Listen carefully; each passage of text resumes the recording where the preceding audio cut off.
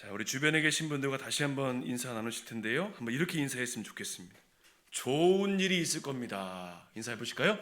좋은 일이 있을 겁니다. 네, 좋은 일이 있을 겁니다. 네, 네, 너무 좋아하시네요. 하나님을 만나는 것이 좋은 일이고 은혜를 경험하는 것이 좋은 일이고, 여러분 신앙생활에 좋은 일이라는 것은 세상에서 성공해서 좋은 일이 아니라 하나님 만나니 좋고 교제하니 좋고 믿음 안에 있으니 좋고 우리 안에 이런 영적인 성장이 가장 좋은 일이 되는 줄로 믿습니다. 오늘도 예배하는 가운데 하나님께 나아가시는 여러분의 모든 삶의 자리에, 또 그리고 방송을 통해서 지금 함께 예배하시는 우리 모든 성도님들에게 우리 하나님이 함께 하시는 임마누엘의 좋은 은혜가 함께 하시기를 우리 주님의 이름으로 간절히 축원합니다. 오늘 말씀의 제목은 예배의 회복으로 인생의 회복을 누리라는 제목으로 함께 말씀을 살펴보려고 합니다. 예수님께서 공생애를 시작하실 때 성전에 올라가신 적이 있습니다. 그런데 그때 예수님의 눈앞에 펼쳐진 광경이 어떤 것이었나? 장사통이 벌어진 거예요. 많은 사람들이 장사를 하고 물건을 사고 파는 일들이 있었습니다. 그 당시 사람들에게는 그렇게 성전에서 동물을 사고 파는 일이 아주 익숙한 삶이 되어 있었습니다.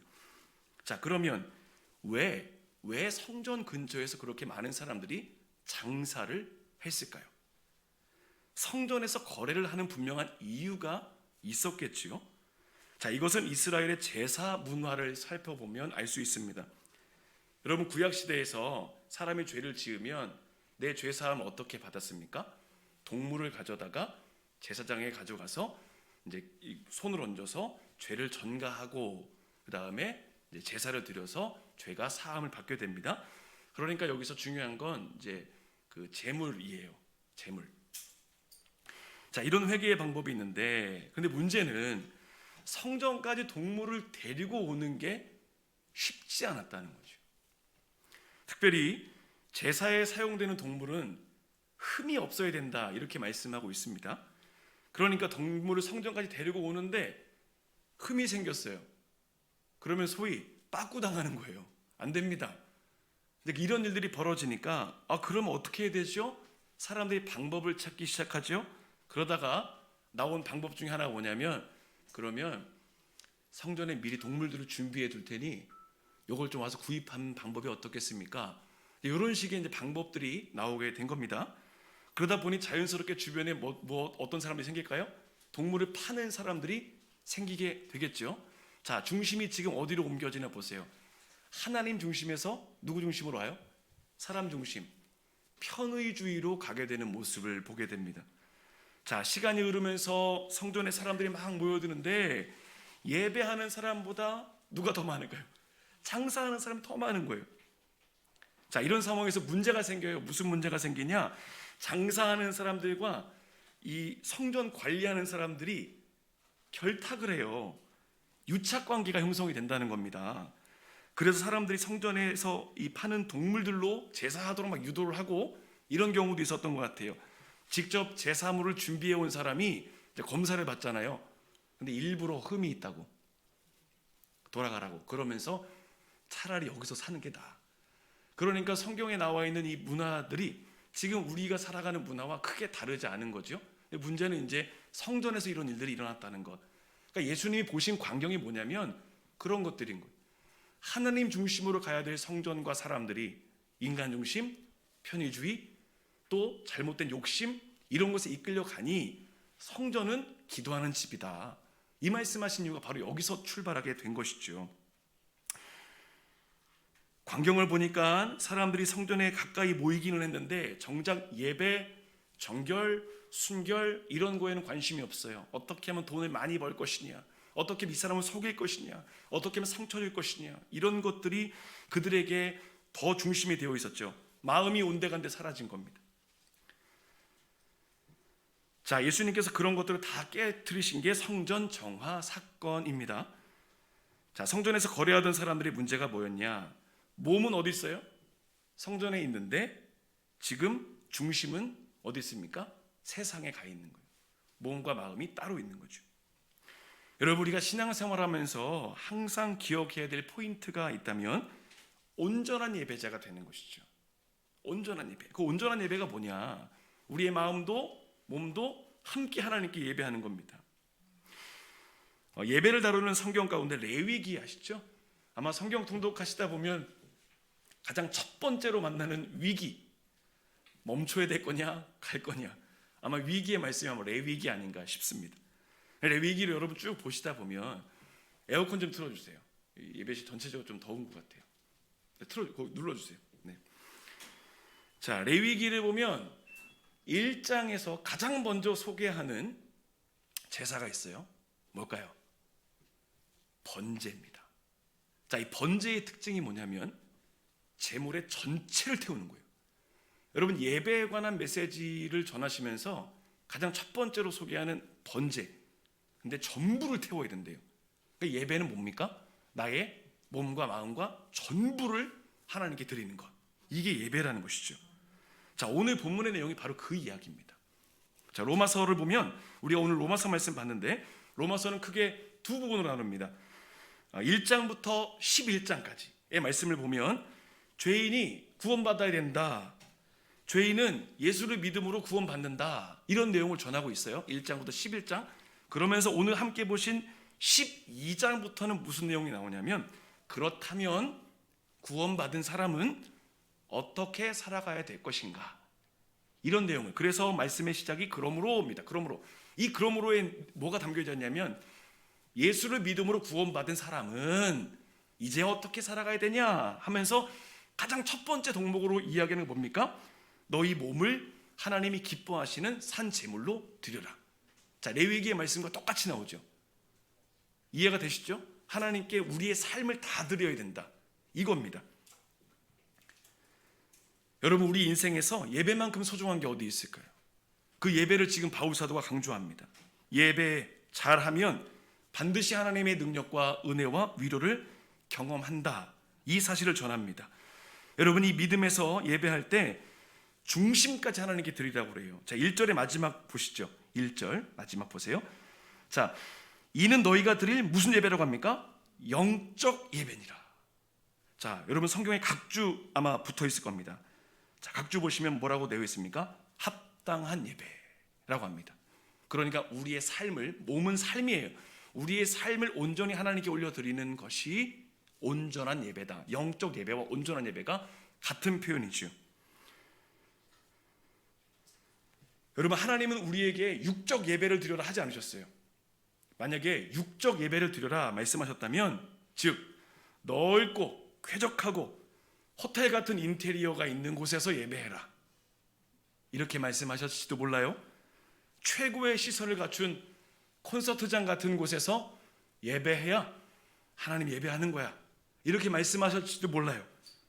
수백 명의 찬양대가 하나님을 찬양하는 그런 예배가 온전한 예배야, 육적 예배라면 그렇게 말씀하셨겠죠. 그런데 오늘 하나님 뭐라고 말씀하세요? 영적 예배. 뭐가 중요합니까? 중심. 우리의 마음을 온전히 올려드리는 것입니다. 매일을 살아내는 우리의 일상이 하나님을 예배해라, 이겁니다. 여러분, 하나님이 원하시는 예배는 이 공간 안에 있지 않습니다. 어디에 있어요? 삶의 자리, 일상, 매일입니다. 자, 그렇다면 이렇게 하나님이 원하시는 예배가 무엇이냐? 오늘 본문을 통해서 우리에게 주시고자 하는 영적인 교훈과 은혜를 나누겠습니다. 첫 번째로는 하나님의 주권을 인정하라 하는 것입니다. 하나님의 주권을 인정하라. 자, 이제 예배라는 단어를 먼저 잠깐 생각해 볼까요? 예배, 예의를 갖춰서 엎드리는 것, 이게 예배입니다. 그런데 이 예배라는 단어에서 우리가 기억해야 될 게 뭐냐면 대상이 있다는 거예요. 아무에게나 예배하는 게 아니에요. 나는 예배의 대상이 있다, 이렇게 얘기합니다. 자, 우리가 예배를 한다는 것은 그 대상에게 나의 모든 것을 내어주는 것, 그렇죠? 이게 예배입니다. 다른 말로 하면 예배의 대상이 나를 지배하는 게, 그것이 예배예요. 제가 아는 청년이 어제 그저껜가 SNS에 사진을 하나 올렸는데 부산에 있는 호텔 사진을 올렸어요. 그러면서 이제 그 호텔 숙소의 사진을 이제 또 올리는데 보니까 연예인 사진으로 꽉 차 있는 거예요. 남성 그룹이에요. 딱 봤더니 누군가 봤더니 여러분 누굴까요? BTS. BTS 아세요? 역시 우리 교회는 신세대 교회예요. BTS라는 그룹이 저도 몰랐는데 검색해 보니까 어제죠, 어제 15일 날짜로 5만 명이 모였나요? 5만 명이 모이는 이제 무료 공연을 한 거예요. 그 공연 때문에 여러분 정말 이 사회적으로 엄청 이슈였던 거 아시죠? 숙박비도 뭐 갑자기 10배가 뛰고 20배가 뛰고 뭐 10만 명이 모인다, 5만 명이 모인다. 와, 근데 그 친구가 거기에 있었던 거예요. 제가 이제 그 사진을 보면서 오늘 말씀 준비할 때 여러분 BTS를 제가 비난하는 게 아니에요. 이 얘기를 꼭 해야 돼요. 이거 잘못하면 이제 막 난리 난다고 하더라고요. BTS를 비난하는 게 아니라 그렇게 몰려드는 사람들의 마음이 어떨까? 이겁니다. 이해가 되세요? 예배는 뭐냐? 내가 그 상대에게 전부를 내어주는 거예요. 기꺼이. 서울 살아도 부산까지 기꺼이 가요. 밤을 새워도 되고 몇 시간 줄을 서도 되고 괜찮아요. 기꺼이. 왜냐하면 그 대상이 나를 지배한다가 생각하니 전부가 되니까. 여러분 로미오와 줄리엣 아시죠? 서로를 기꺼이 모든 사랑의 대상으로 여긴 거예요. 이걸 뭐라고 하냐? 예배. 이게 예배라는 거죠. 그러니까 예배라는 것은 이게 신앙 용어가 아니라 세상 모든 사람들이 대상이 있어요. 예배. 나의 전부가 되는 것. 날마다 우리의 마음과 생각을 지배하는 것. 그것을 예배한다고 이야기하죠. 여러분 예배, 우리 예배는 어떤가요? 무엇에 우선순위를 두며 살고 있는가? 이것이 예배의 대상이 된다는 겁니다. 자, 여러분 퀴즈 하나 내볼까요? 하나님을 예배의 대상으로 여기지 않고 다른 것을 예배의 대상으로 여기는 것을 우리는 네 글자로 뭐라고 합니까? 우상 숭배. 우리 안에 다 우상이 있을 수 있거든요. 하나님 아닌 다른 것을 예배하는 순간부터 그게 우상이 되는 거예요. 자, 그러면 오늘날 이 시대의 우리의 우상은 무엇인가? 마음을 빼앗기는 것, 지나치게 몰두하는 것, 그것이 우상이 될 수 있습니다. 세상에서 성공에 집착해요. 명예에 집착해요. 물질에 집착해요. 그것이 우리의 우상이 될 수 있다는 거죠. 일에 집착하거나 쇼핑에 집착하거나 스마트폰에 집착해요. 세상 문화에 집착하는 것, 이것 또한 하나님을 기쁘시게 하지 못하는 우상이 될 수 있다는 겁니다. 1981년 불의 전차라는 영화 여러분 아마 보신 분들 계실 거예요. 올림픽 육상 종목 금메달리스트인 에릭 리들이라는 사람에 대한 실화입니다. 이 에릭 리들은 1902년 중국 천진에 있는 선교사님의 가정에서 태어났습니다. 근데 그분의 사연이 있어요. 몸이 너무 허약해서 6개월씩이나 막 침대에 누워있는 그런 삶을 살았습니다. 사람이 주변에서 얘기했어요. 이 아들 못 걸을 수 있다. 그런데 이 에릭과 부모님이 계속 기도합니다. 하나님의 영광을 위해 달리게 해주세요. 저는 하나님의 영광을 위해 달리겠습니다. 그 하나님이 그 기도에 응답하시고 이 에릭이 훗날 올림픽에 참가해서 육상 경기에서 금메달을 따게 됩니다. 그런데 1923년에 100m 달리기에서 영국 신기록을 세우고 이제 국가대표로 이제 파리올림픽에 출전을 합니다. 근데 문제는 뭐냐면 자신의 결승전 경기가 언제 열렸을까요? 주일에 열린 거예요. 자, 만약 여러분이 에릭 리들이라면 대표 선수예요. 그렇다면 어떤 결정을 내리실까요? 뭐 영화 보신 분들은 결론 아시겠지만 그는 망설임 없이 출전을 포기하죠. 자, 그 후에 그에게 맹렬한 비난이 쏟아집니다. 그런데 그가 중요하게 여긴 게 뭐냐면 금메달도 중요하지만 주님의 날엔 난 주님을 위해 살겠다라고 하는 그 헌신이었습니다. 주일엔 뛰지 않습니다. 주일을 거룩하게 지키는 것이 하나님 명령이기 때문에 그렇게 행하겠습니다. 자, 그렇게 다 조롱을 받고 다른 날 그가 400m 경기를 출전하게 됩니다. 자, 그날 에릭 리들은 금메달은 물론이고 세계 신기록까지 세우게 되는데 경기 후에 이런 고백을 해요. 200m는 나의 힘으로 달렸습니다. 그런데 나머지 200m는 누군가가 나를 밀어주는 힘으로 달렸습니다. 누구인가요? 하나님이 밀어주신 거죠. 에릭 리들은 자신이 교만해지지 않도록 기도하면서 하나님께 영광만 돌렸어요. 그리고 중국으로 돌아가서 복음을 전하는 선교사의 사명을 감당하다가 40대 중반에 순교를 하게 됩니다. 여러분, 그의 인생에서 가장 중요했던 게 뭔가요? 예배라는 거예요. 예배. 자신의 가장 가치 있는 것을 포기할 정도로 더 높이 있던 게 예배. 금메달이 우상이 되지 않았어요. 예배했다는 겁니다. 여러분, 우리의 삶은 과연 무엇을 우선순위로 두고 있나요? 여러분 잘 아시는 김동호 목사님의 페이스북을 보니까 이런 글이 있었습니다. 어떤 분이 여행을 하다가 낯선 교회에 들어갔는데 아무리 기다려도 예배가 시작이 안 되더라는 거예요. 그래서 옆에 있는 분에게 묻습니다. 언제 예배가 시작되나요?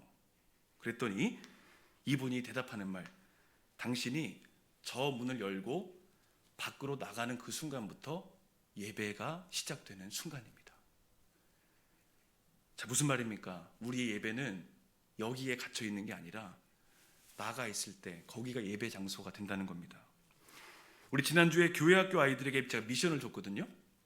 무슨 미션이냐면 모르는 사람에게 또는 친구에게 너 교회 다니는구나 이런 말을 들으라는 거예요. 나 교회 다녀 이게 하지 말고 그냥 지나가던 사람에게 너 교회 다니는 사람이구나.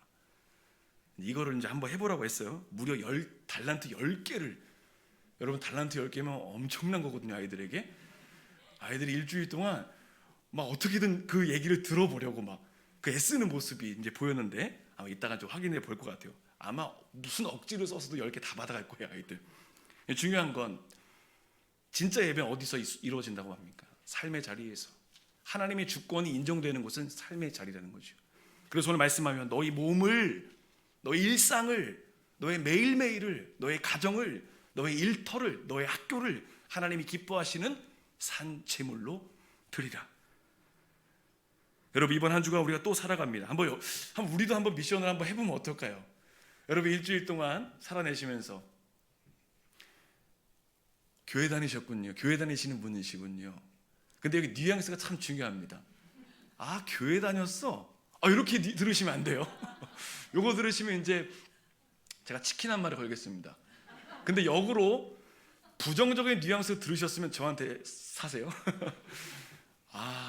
당신이 그렇게 하는 이유를 알았어요. 당신이 교회 다니는 사람이군요. 여러분 전도는 뭐가 전도고? 이게 전도죠. 삶에서. 여러분 이번 한 주 동안 이것을 위해서 한번 살아냈으면 좋겠습니다. 물론 그것이 목적이 되는 게 아니라 일상이 예배가 되면 하나님께서 그런 귀한 일들을 이루신다는 거죠. 여러분 이번 한 주간도 하나님을 기쁘시게 하는 일상을 통해서 하나님의 주권이 드러나는 복된 삶으로 승리하시기를 주님의 이름으로 간절히 축원합니다. 두 번째로는 현실을 넘어서는 힘을 공급받으라는 겁니다. 현실을 넘어서는 힘을 공급받으라. 자, 오늘 본문에 보시면 눈여겨볼 표현들이 여러 가지가 있는데 그 하나가 뭐냐면 거룩이라는 말입니다. 거룩. 자, 하나님이 기뻐하시는 인생으로, 자, 거룩한 산제물로 드려라. 거룩한 구별입니다. 하나님께 우리의 시간도 물질도 건강도 재능도 구별하는 게 거룩이에요. 여기서 중요한 포인트는 나의 어떤 상황이 문제가 될 수 없다는 겁니다. 나의 어떤 상황, 나의 환경들이 또 때로는 감정들이 이런 것들이 예배하는 것을 방해할 수가 없다 이겁니다. 하박국서의 말씀 보면 여러분 잘 아시는 말씀이지요. 하박국 3장 17절 18절 비록 무화과 나무가 무성하지 못하며 포도나무에 열매가 없으며 감람나무에 소출이 없으며 밭에 먹을 것이 없으며 우리의 양이 없으며 외양간에 소가 없을지라도. 여러분 지금 하박국 선지자가 활동하던 시대의 사람들의 이게 생업입니다. 생업. 먹고 사는 삶의 자리예요. 그런데 이 내용들을 한마디로 요약하면 뭡니까? 다 망했다. 그렇죠? 다 망했다. 한번 생각해 보세요. 무화과나무, 포도나무, 감람나무 다 농사 지었는데 아무것도 거두는 게 없어요. 그 상실감, 상처, 아픔, 낙심, 절망 이게 충만해지지 않겠습니까? 우리의 양도 없어요. 외양간에 송아지도 없어요. 먹고 살 일이 막막해져요. 갑자기. 그렇다면 우리는 어떻게 될까? 여러분 한번 생각해 보세요. 과연 이런 상황이라면 우리가 어떻게 해야 될까요? 그런데 하박국 선지자가 뭐라고 합니까? 나는 여호와로 말미암아 즐거워하며 나의 구원의 하나님으로 말미암아 기뻐하리로다. 그냥 견디며가 아니라 오히려 즐거워하고 기뻐할 것이다. 여러분 하박국 선지자가 뭐라고 합니까? 삶이 무너지고 다 망해도 기뻐할 수 있대요. 이유는 뭔가요? 딱 하나예요. 무엇으로 말미암아? 여호와로 말미암아. 하나님이 함께 하시니 하나님으로 말미암아 나는 견뎌낼 수 있고 오히려 기뻐할 수 있다는 겁니다. 여러분 우리가 무엇을 보는가에 따라서 입술의 고백과 삶의 태도가 완전히 달라지게 되죠. 안 되는 현실, 부족한 상황 이거 보면 원망과 불평이 먼저 나올 수 있지만 삶의 이유가 되시는 하나님께 집중하면 돌파하는 힘을 얻게 되는 줄로 믿습니다. 홍해 앞에 있던 모세 생각해 보세요. 아무것도 할 수 없던 그 막막한 현실 속에서 하나님 뭐라고 말씀하세요? 잠잠히 있어. 잠잠히 있었더니 홍해가 열려지죠. 그의 상황은 부정적이었어요. 원망과 불평의 소리를 막 듣고 있었어요. 근데 하나님께 집중하니까 하나님이 해결하시더라는 것입니다. 사랑하는 여러분, 지금 어떤 막막한 상황 가운데 계세요? 어떤 답답한 상황 가운데 계세요? 내 힘으로 할 수 없는 여러 가지 상황들 하나님 바라보는 겁니다. 잠잠히 하나님 바라보면 현실을 넘어설 수 있는 힘을 주님이 공급하시고 길을 열어주시고 능력을 나타내시는 귀한 은혜를 경험하게 될 줄로 믿습니다. 인생의 큰 문제, 이 막막한 현실 속에서도 그 시간에 버틸 수 있는 여호와로 인하여 하나님이 함께 계시니 우리는 승리할 수 있다. 여러분 우리가 예배하는 이유가 뭘까요? 이 하나님이 공급하시는 힘을 받기 때문입니다. 많은 분들이 이제 예배에 대해서 이야기할 때 이렇게 말합니다. 예배를 이제 그 충전하는 곳으로 이제 비유할 때가 있거든요. 그러면 일주일 동안 열심히 막 승리하고 와서 다시 힘차게 충전하는 이 삶이 있는 반면 나가자마자 막 넘어지고 쓰러지고 그래서 겨우 버티다가 주일날 와서 링거 맞고 또 그냥 겨우 또 나가는 여러 가지 삶의 모습으로 비유를 하는데 과연 우리는 어떤 모습일까 생각해 봐야 돼요. 주님이 우리에게 충분히 공급하십니다. 힘으로 능력으로 공급하십니다. 여러분 이 한 주간도 하나님이 공급하시는 귀한 은혜 충만하게 충전하셔서 이 한 주간도 믿음으로 승리하는 삶이 되시기를 우리 주님의 이름으로 간절히 축원합니다. 마지막 세 번째로는 예배의 자리에서 세상을 바라보라는 겁니다. 예배의 자리에서 세상을 바라보라. 자, 2절 말씀. 자, 2절 말씀을 다시 한번 읽어 보겠습니다.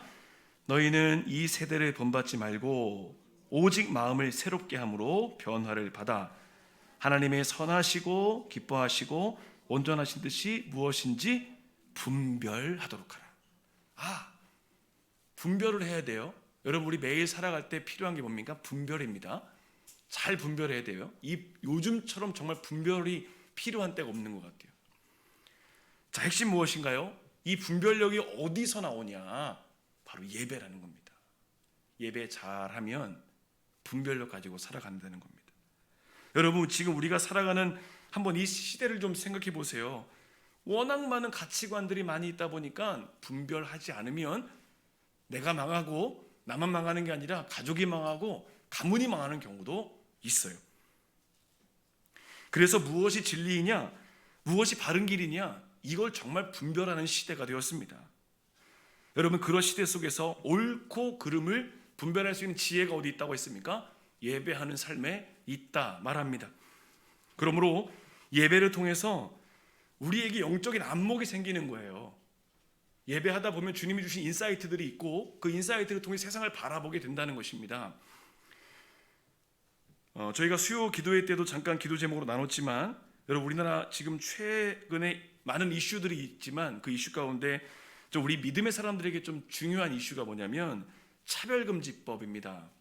몇 해 전부터 이게 지금 계속 언급이 됐는데 성평등을 주장하는 사람들, 소수의 인권을 존중해다오 이 외치는 사람들에 의해서 지금 뭔가가 만들어지는데, 여러분이 차별금지법에 대한 내용을 보면 소수의 인권을 보호한다라고 이야기하지만 조금 더 들어가 보면 동성애와 같은 이 성소수자들에 대한 인권가지를 보장해야 된다는 내용이 분명히 있거든요. 그런데 이게 뭐냐면 이게 동성애만의 문제가 아니라 사회적 파장으로 이어질 수 있습니다. 동성애를 옹호하는 이 소수 인권자뿐만 아니라 다른 성소수자들에게도 이런 인권이 해당이 되기 때문에 우리도 자유를 달라, 이렇게 이야기하다 보면 사회적 파장으로 분명히 연결이 돼요. 어떤 분은 그렇게까지 말합니다. 분사력의 약화까지 올 수 있다. 뭐 더 이제 설명 안 드려도 이제 예상이 되시겠죠? 여러분, 지금이야 동성애 하나만 이슈가 되어 있지만 수면 아래에 있는 수많은 성소수자들이 사회를 문란하게 만들 수 있는 가능성을 가지고 있기 때문에 이거 막자는 겁니다. 여러분, 이게 동성애 때문에 에이즈 걸려서 뭐 국민의 혈세가 그 사람들 치료비로 나갑니다, 이런 수준이 아니라는 거예요. 나라가 망하는 수준에 이를 수 있다는 것이죠. 나라의 근간이 흔들릴 수도 있습니다. 그리고 요즘에 또 하나 문제가 있어요. 마약. 전문가들이 이제 우리나라가 마약 청정국이라는 단어를 쓸 수 없는 지경에 이르렀다 말합니다. 청소년들도 마약을 시작해요. 한 인터뷰를 보니까 서울에서는 마음만 먹으면 30분 안에 마약을 구할 수 있답니다. 그리고 정부에서 마약과의 전쟁을 선포했죠. 자, 그리고 요즘에 여러분 방송 보시면 유독 많이 늘어난 방송이 있는 게 아세요? 상담 프로그램. 예전에는 아이들 상담해 주는 게 많았어요. 그런데 아이들 상담하다 보니까 이게 누구 문제예요? 애 문제가 아니구나, 부모 문제구나, 그러면서 그 다음 생긴 게 부부 상담. 이렇게 막 번져가는 거예요. 가족 상담. 왜 그렇죠? 상담 프로그램들이 왜 이렇게 많이 늘어났죠? 문제죠. 여러분, 방금 말씀드린 이런 이슈들을 우리가 제대로 보려면 세상의 논리를 가지고 보면 똑같은 논리밖에 될 수 없습니다. 분명한 기준이 있어야 되거든요. 그 기준이 어디 있습니까? 말씀. 예배와 말씀을 통해서 분명한 기준을 딱 세워두면 그때 이게 보이는 거예요. 자, 여러분 2절의 마지막 보시죠. 2절 마지막 보시면 분별이라는 단어가 나옵니다. 자, 원어에서 분별을 찾아보니까 도키마죠. 정밀하게 조사한다. 정밀하게 조사한다. 여러분, 정밀하게 조사하려면 반드시 기준이 있어야 됩니다. 옳고 그름. 그 기준이 바로 예배에 있다는 것이죠. 그런데 이 분별의 능력을 지니는 예배에서 정말 중요한 게 무엇이냐? 자, 2절 중간을 보시죠. 2절 중간을 보시면 이렇게 말합니다. 너희는 이세대를 본받지 말고 오직 마음을 새롭게 함으로 뭘 받아요? 변화를 받아. 이겁니다. 여러분, 예배는 어떤 곳이에요? 뭐 하는 곳이에요? 변화받는 곳이에요. 일주일의 시간 동안 세상의 논리로 막 물들어 있던 우리의 생각을 하나님의 생각으로 변화시키는, 이것이 점점 더 확대되는 모습이 예배라는 거예요. 자, 그러면 이 변화의 핵심은 무엇일까요? 십자가죠. 예수 그리스도의 십자가의 능력 붙잡고 그 능력으로 내 삶의 가치관, 고집, 아집, 판단, 편견, 이런 것들이 계속 변화시켜가는 것. 끊임없이 싸우다 보면 나도 모르는 사이에 그 변화를 누리고 삶의 자리에서 변화되는 것을 경험하게 된다는 거죠. 분별이 거기서 생기는 겁니다. 자, 그러므로 온전한 예배가 있을 때 삶이 온전함에 이르게 되는 줄로 믿습니다. 제가 예전에 예배에 관련해서 은혜로운 글을 읽은 적이 있는데 한번 여러분과 몇 가지만 좀 정리해서 나눠보려고 합니다.